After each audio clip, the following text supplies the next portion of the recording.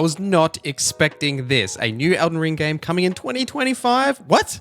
Wait, it's a roguelike? Let's go. Let me know in the comments what you're excited about for this wild announcement, but we're going to watch the trailer and I'm just going to call out a few things that I found interesting, and I'll read you some of the information they have put out while we do watch the trailer, and then we'll get into some other brand new information that did come out, as there was some previews that released like literally at the same time this dropped. So first we can obviously see this is Limgrave, but it is definitely a different Limgrave. There is a lot of differences around what the Limgrave we know, a lot of structures that look slightly altered, and then this knight comes in like with the ghost flame. Now obviously you remember from Elden Ring that, you know, things do happen slightly differently at night, but this night seems to be important. Something about night is happening here, obviously with the title of the game for NIGHTREIGN as well. I was blown away by this, like when I was like, that's Limgrave, and then you see Bandai and you're like, oh, okay, hang on, and then you're like, that's definitely Limgrave, right? Obviously you also see these up here, up at the top, whatever these things like watches are. Look, I'm not an Elden Ring lore expert. I know enough to get me by. I'm very keen to see like Bartia's video when he puts that out, or all the lore breakdowns for this, because I just have no idea. And then that's not even the weirdest thing. We'll get there, all right? It comes over, it takes over the grace of the side of grace. See someone running. And then he rides the eagle. You're like, what? What is happening? This reminds me of the DLC a little bit. Spiders, though, crazy. I haven't seen them before. You can see some characters here. I think there's an interesting thing to point out with one of those characters that we do see here, is he's got a little eagle mask and the wings. And we see him fly a little bit later in the trailer as well. Also the crossbow on the arm. Tons of new weapons and things here. We'll talk a bit about these characters as well in a little bit, as these are like classes or characters that you select in a way. There you go. You see them jump up in the air, slam himself down. Some Elden Ring enemies that we definitely have seen before. A little bit knocked down. It's a bit sad, And then this individual from Dark Souls appears. Firekeeper. You're like, okay, well, that's cool. Never mind. Interesting. I need your help.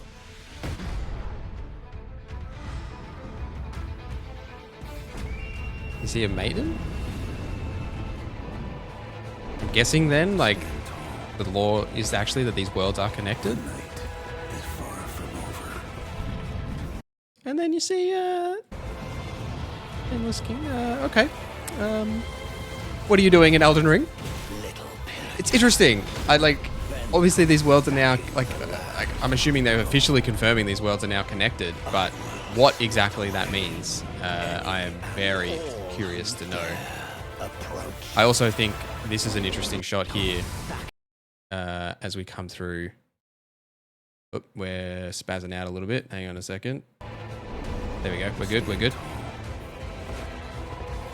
Wall climbing blew my mind. Lots of movement mechanics here, right? The gliding, the flying, the bird, wall climbing.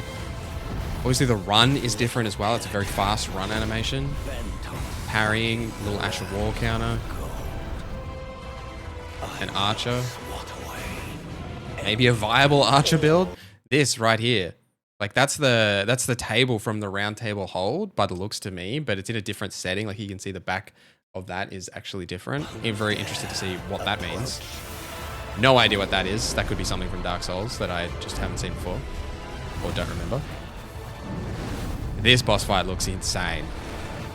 Like the wolf with the 3 heads and then it splits into 3 wolves. Crazy. Whatever's behind that door is, I'm guessing, going to be like and the life of the Night Lord. Who is the Night Lord? I have no idea. Oh, insane. What a trailer. Was not expecting that whatsoever. All right, let's move on and we'll talk about what we actually know about this game. All right, so I'm going to read you a little bit of the press release that was sent, that came out basically the same time this trailer did come out. So this is how we sort of know that this isn't an open world, single player, action RPG sort of game. Also, you do see in the trailer that there are multiple players on the screen at the same time. But the other way you can tell is on the press release, they say that Players must choose from 8 unique characters, each with their own unique abilities and powerful ultimates. Their journeys take them to Limveld. That's what we're seeing here. So not Limgrave, where they will have to make split-second decisions when it comes to combat, exploration, and in the face of Night Cycle that shrinks the map with the coming Night's Tide. So sort of like a battle royale mechanic, as like the Night's Tide is like shrinking, in battle royales, how the map shrinks. That's seemingly what that's referring to. At the end of each night, players will face a powerful boss, and if victorious, awaken to bigger challenges. Each session will culminate in the third night when they must face off against the chosen Night Lord. Individuals can fight the Night alone, but strength will come in numbers. Nightfarers, which is I guess what we're referring to here, right? We're not tarnished, we're Nightfarers. I'm assuming that's what that means. Nightfarers must learn to cooperate to take down these challenges, combining their unique abilities together for an unparalleled experience in the Elden Ring universe. All is not lost for those who fall in defeat. Unsuccessful runs will grant players relics to allow them to customize and upgrade their characters tailored to their personal play styles. Very interesting. And now, if you think about that, there are those 8 unique characters. As you're watching through this trailer, you can see some of those different characters and those different archetypes in the way that they might actually play. Now, there were some previews that went out. A couple of websites did actually get a chance to play this, which is wild that this didn't leak. Like, absolutely insane that people have played this and this didn't leak. Insane. But anyway, so I will read from the PC Gamer article, because I do think that they bring up a lot of really interesting information about what this is. And I'll also link this in the comments as well, because it is worthwhile to give them a clip, considering they're the ones who actually played it and they are the ones who have put all this information in a beautiful way for us to access. All right, so what PC Gamer have to say here is that Elden Ring NIGHTREIGN is a 3-player co-op roguelike, which is fantastic. I'm very interested to see what that actually means in terms of playing it. Now, NIGHTREIGN is a multiplayer game, but it's purely PvE, meant to be played in relatively short sessions of about half an hour each. That's really interesting. I don't know if I've ever played Elden Ring for simply half an hour, but okay. You play as a member of a 3-player co-op team, exploring a familiar but different version of Limgrave, which we did just learn is called Limveld, Elden Ring starting zone. The map has a static overall layout with cliffs, caves, castles, and so on, always in the same place, but randomized placements of encounters. You'll run into different bosses, different configurations of runes, and some other randomized surprises. Before each run, you'll choose one of 8 final bosses to battle. Before you fight them, you'll have to survive 2 days of exploration and combat, with each day ending in a big boss fight of its own. On day 3, you'll warp to the magical battlefield called the Spirit Shelter to battle the big boss of the run on a wide open battlefield that resembles the side of the battle against Radahn. So my guess about that is that is the fight that we see here at the end. Is this section, like this is the door, I'm assuming is that entrance to that final section that they're referring to. And then this is that actual area where they're fighting, right? That big battlefield. And this is one of the 8 bosses that you'll actually get to fight against. As with Elden Ring, you'll be matched with random players or use multiplayer passwords to party up with friends. Just classic Elden Ring passwords. From what I saw, you won't even be in a multiplayer lobbies with other players. You'll be kicking it solo in an alternate version of the Roundtable Hold hub until you launch into the session, at which point you'll connect with 2 other players, choose characters, and start playing. So that, I am guessing, Roundtable Hold is what I was referring to earlier. I didn't actually read this article all the way through before we were talking about this. Let's see if I can find it. I don't think I can. I might have been after. Anyway, you know what I'm referring to in that section, but that bit where you do see the Roundtable Hold. Can I create my own character? Who do I play as? No character creator. Unlike FromSoft's RPGs, NIGHTREIGN doesn't let you create a custom character, though you will unlock alternate skins from the cast of 8 present characters. That's right, NIGHTREIGN is going to be a hero route with predefined characters.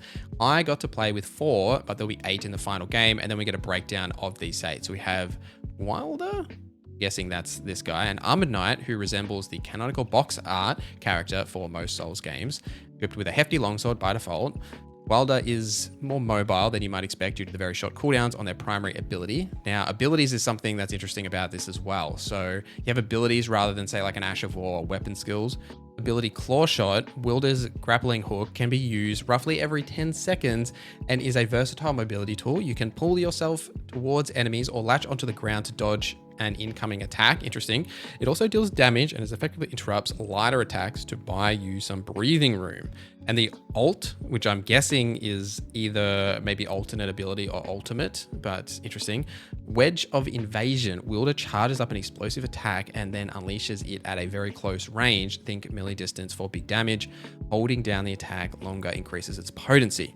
And then we have the Duchess, a speedy scout-like character in off-brand Nier Automata cosplay, equipped with a magic dagger. The Duchess dodges with an elegant sidestep rather than a roll. Now the ability Restage re-deals the last few seconds of damage from both you and the allies to a nearby enemy all over again. Extremely effective with team coordination, and the ult being Finale cloaks you and nearby enemies, turning you briefly invisible and dropping enemy aggro. That sounds like a fantastic support ability, or like a support character. Like, let's say, you know, you guys are just getting absolutely swamped. You can then use that and then go and sort of reset yourselves, heal up a little bit, get a little bit of breathing room, and then go back into the fight. Also interested to know if dropping enemy aggro resets their health bars as well. That'd be an interesting thing to play around with. Guardian, the tankiest of the characters I played, with a mechanic that lets you hold up their shield for improved damage reduction, still deals significant damage with their ult and is clutch for holding boss aggro and reviving teammates. So interesting. Whirlwind, a ranged AoE swirl for air that damages and interrupts enemies within it, and the ult Wings of Salvation.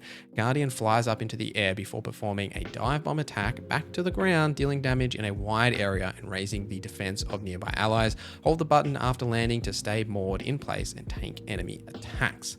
Interesting. I'm quite curious, like they refer to tanks there, especially like holding boss aggro. I wonder if there is actually like a threat mechanic, like say, you know, if I do a certain amount of damage, or I have a way that I can generate threat with these weapons to, you know, just like classic MMO style, right? We are generating threat, holding that threat to then attack enemies. Recluse, a frail mage whose get up reminds me of the Elden Ring's popular NPC Rani, with a passive ability that lets you absorb magic casting FP from enemies.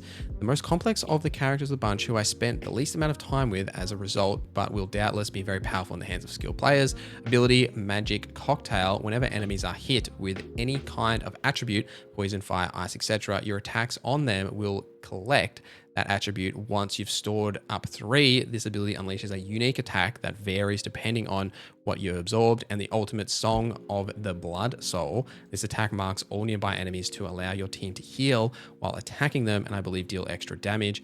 And then we have an archer type as well, which we do see in the trailer. We saw that archer type, which we don't have like specifics on what they actually do yet. Same as the Parier, which we also saw in the trailer. And then there's a 7th and an 8th character that they don't know anything about, but I don't think we did see them in the trailer either. Like if we just play through the trailer here, don't believe we saw any others. We did see like the eagle guy there.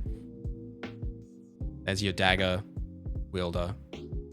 The eagle guy, I'm guessing, is one of the new ones. Like, I don't think we got an example of what they are, so they might be one of the 7th or the 8th. Very interested to learn more. And also that guy might be the other one as well. This guy here with his big meaty axe, because there's not a shield. He's not holding a shield. Like if we look back at the article here where we're referring to the Guardian, their shield has improved damage reduction. So there must be the 7th and the 8th, that the eagle and that sort of 2-hand weapon dealer, that sort of. Now in the trailer, we did also see that this is coming in 2025. We don't know exactly when. We will be getting, apparently, according to this article as well, we will be getting a network test as well. So we'll actually get our hands on it a little bit early, but I am very interested to see when this is going to come out. And hopefully it's towards the end of the year, because the start of the year is quite busy, but I'm very excited to see this. Now, interesting as well, I like that this is bolded. There is no fall damage. That's super exciting, considering the fall damage in Elden Ring is quite punishing. It's also mentioned here as well that in other ways, Night Rain feels extremely different. Movement speed and sprinting are greatly sped up. Even without the Spectral Steed mount, you're far more mobile in this game. You can now mantle up most cliffs, vault up ledges. And then in the trailer, you do see all of those but other things like the movement mechanics, right? The grappling hawk or that eagle guy that's like jumping down. You see a lot of different ways that that's played. I like this as well. So FromSoft doesn't consider it a live service game. In my interview with the game director, he told me that From Software doesn't have live service plans for Night Rain. There are no plans for seasons or battle passes. Now, Ishizaki said post-release content updates are still TBD. Interesting. My guess is that FromSoft doesn't want to commit to anything until it sees how well the game sells. Guys, this game's going to sell bananas. You guys are insane. They will be balanced updates, bug fixes, extras with past games. All right, so this is interesting. They don't want to commit to post-release content. I guarantee that there's going to be post-release content coming for this. Now, it wouldn't surprise me if, like, now they do say here as well, right? Night Reign will be premium, not free to play. It'll be standalone. So we'll buy this and then you'll be able to play it. It's a standalone sort of expansion. And the pricing will be, you know, looks like pricing will be similar, 60, 70. Okay, yep, interesting. So what I think is interesting about this is, fair enough, they haven't actually planned any sort of like post-release content yet, but this game is going to sell well. Now, it's also worth noting that From Software have actually, like, they now own the Elden Ring IP themselves holistically, right? Now, it's also convenient that they're now putting out this game where they won't be necessarily sharing those royalties with someone else.